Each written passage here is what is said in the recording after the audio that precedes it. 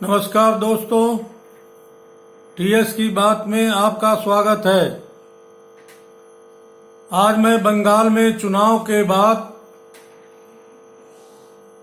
ममता की पार्टी द्वारा प्रायोजित हिंसा, हत्या, आगजनी, लूटपाट एवं बलात्कार की घटना को जिस तरह से अंजाम दिया जा रहा है वह 1947 की घटना की याद को ताजा कर देता है। इसी के विषय पर चर्चा करूंगा। यह दंगा विशेष रूप से ममता द्वारा आयोजित कराया गया है, जिसका इशारा उन्होंने चुनाव के समय में कर दिया था। उन्होंने कहा था कि चुनाव खत्म होने दो, केंद्रीय बलों को हट जाने दो, उसके बाद हम देख लेंगे। अब वही देख लेने वाली राजनीति तो कर रही हैं, प्रजातंत्र को कलंकित कर रही हैं।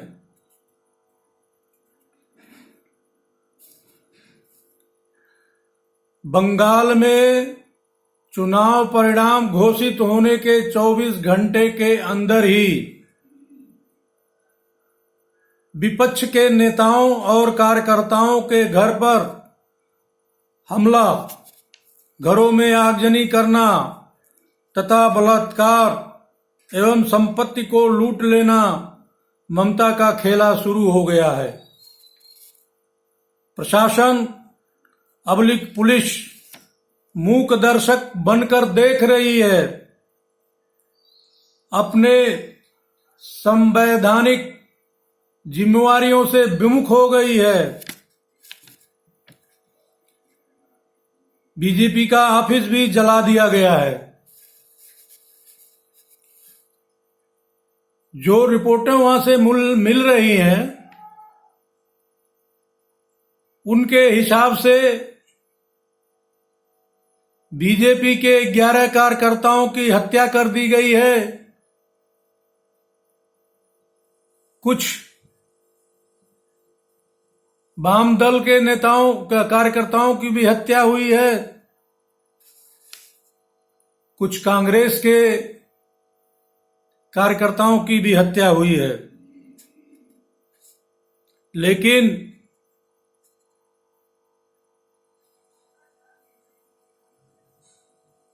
क्रूर ममता ने इसका संज्ञान लेने से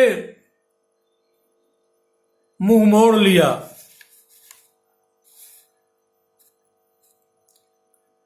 केंद्र सरकार भी अभी तक हाथ पर हाथ रखकर बैठी है। स्थिति के नजाकत को देखते हुए बंगाल में राष्ट्रपति शासन लगाना चाहिए तथा बंगाल को सेना के हवाले कर देना चाहिए, ताकि हिंसा को पूर्ण रूप से कंट्रोल किया जाए। और जिसने भी हिंसा को अंजाम दिया, जिसने भी हिंसा को प्रायोजित कराया, उनको उचित सजा मिले तथा पीड़ित परिवारों को उचित मुआवजा दिया जाए। ममता का शपथ ग्रहण रोक देना चाहिए, अन्यथा पीड़ितों को न्याय नहीं मिलेगा। कम से कम 6 महीने तक बंगाल में राष्ट्रपति शासन लगना चाहिए, नहीं तो बंगाल से भी पलायन शुरू हो जाएगा। इस दंगे को भड़काने में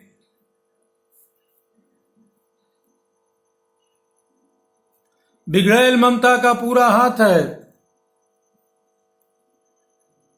उनके ऊपर षड्यंत्र के धाराओं में मुकदमा दर्ज होना चाहिए। न्यायपालिका का विवेक कहां गया? इस मामले पर स्वतः संज्ञान लेना चाहिए था। मानव अधिकार कहां पर है? इन लोगों को स्वतः संज्ञान लेकर के ममता एवं उनकी पार्टी के खिलाफ कानूनी कार्रवाई करनी चाहिए। लुटियन गैंग और गोदी मीडिया के पत्रकार कहां पर है? उनके जबान पर ताला क्यों लग गया है? किसी तरह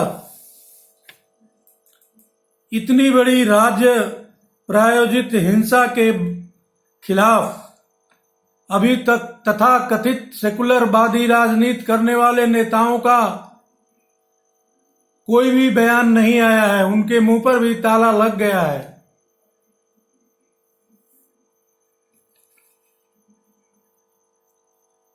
जैसा कि आप लोगों ने समाचार पत्रों से सुन लिया होगा कि बीजेपी इस घटना के खिलाफ, इस हिंसा के खिलाफ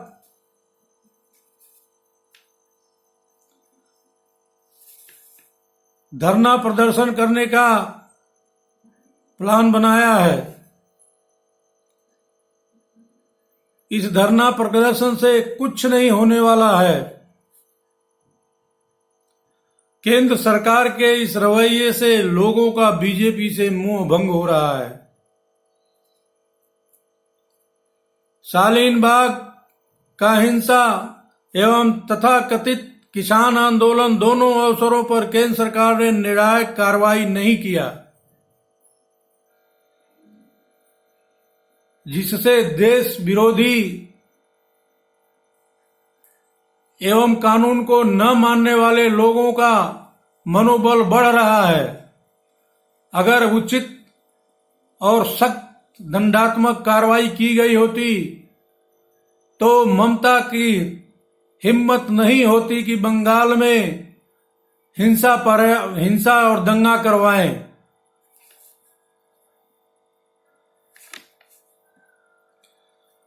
मित्रों, बंगाल से जो भी सूचनाएं दंगा के विषय में मिली है वो मैं आप लोगों से साझा किया हूं।